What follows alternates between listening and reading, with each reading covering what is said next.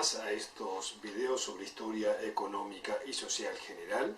Vamos a hablar en este caso sobre la economía mundial hacia fines del siglo XX.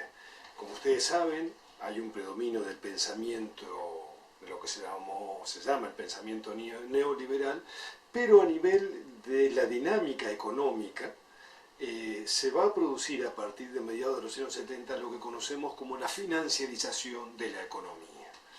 Financiarización de la economía y neoliberalismo son dos caras de la misma moneda.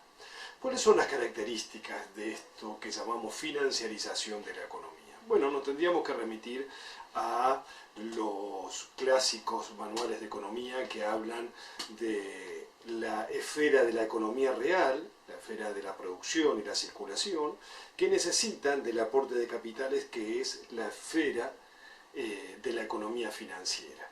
Entre ambas esferas hay una relación dinámica de equilibrio o de desequilibrio, depende de los tipos de economía, y cuando la economía tiende a desequilibrarse fuertemente hacia el nivel de lo financiero, pueden producirse, de hecho se producen, esos desequilibrios terminan en burbujas financieras y crisis, ¿sí? Imaginemos el ciclo económico en su momento positivo, donde las expectativas de los inversores son positivas, entonces deciden invertir, pero pueden invertir en el sector productivo o pueden invertir en el sector financiero si es que allí son mayores las tasas de ganancia. Si esto es así, en el tiempo se van a acrecentar los desequilibrios entre la esfera de la economía real y la economía financiera, y esto va a producir futuras crisis o lo que se llama la caída de la burbuja. ¿De qué depende el equilibrio entre estas dos esferas?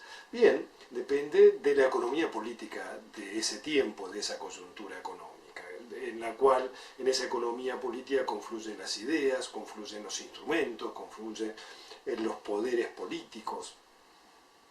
Si hiciéramos una breve historia de la dinámica financiera, claro, a partir de la revolución industrial, a fines del siglo XVIII, hay una gran expansión del capital financiero, aunque ya crisis financieras habían existido con anterioridad, por ejemplo, la llamada crisis de los tulipanes a principios del siglo XVII.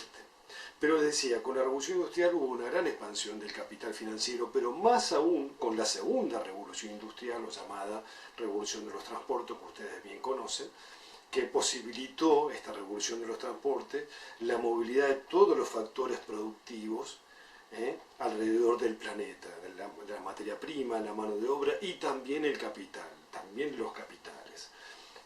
Para que ustedes se den una idea, fue tan grande el impacto que tuvo esta segunda revolución industrial en la actividad financiera que entre 1850 y 1913 la liquidez internacional, ¿sí?, los activos financieros, aumentaron 15 veces en ese periodo, mientras la economía real había aumentado en 4 veces. Bien, en esa época, bueno, hay dos testimonios sobresalientes de esa época.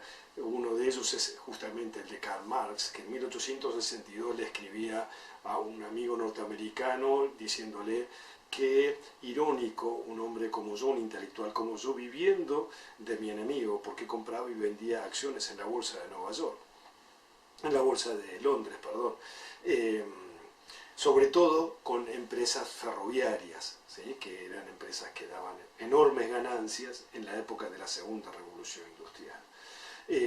O el barón Rothschild decía hacia 1875, el mundo se ha convertido en una aldea, haciendo referencia a esta enorme posibilidad que hacia fines del siglo XIX, tenía los capitales financieros de moverse por distintos lugares del mundo en búsqueda de mayores ganancias.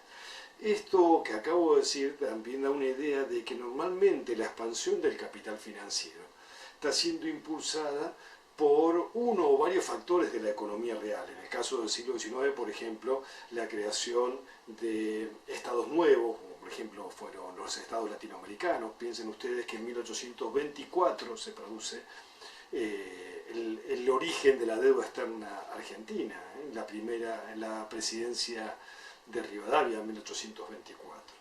O también las empresas ferroviarias, como les había comentado. Pero también puede ser no factores de la economía real, sino propios instrumentos del mercado financiero que se van produciendo, ¿sí?, con la idea de darle mayor mecanismo y que den una mayor rentabilidad. Y ese dinamismo financiero, si no se regula, puede terminar en crisis profundas como fue la crisis de 1930.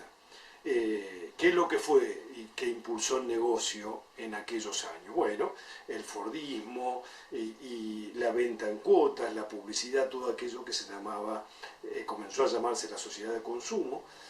Eso alimentó, dio fuerzas al negocio bursátil sin ningún tipo de regulación, y eso fue creando un desequilibrio creciente entre el sector financiero y el sector real de la economía, con lo cual eso va a confluir en el llamado Jueves Negro y una profunda crisis que va a dar lugar a un pensamiento económico y a prácticas económicas totalmente diferentes, que es lo que se va a llamar después el embridamiento de la economía.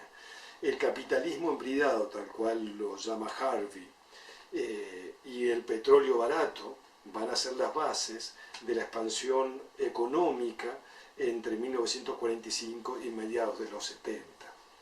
A partir de entonces va a comenzar un nuevo proceso que es el que vamos a llamar de financiarización de la economía. ¿Cuáles son las características? ¿Cuáles son los factores que van a confluir en crear esto que llamamos la financiarización de la economía? Lo vamos a ver en un próximo video.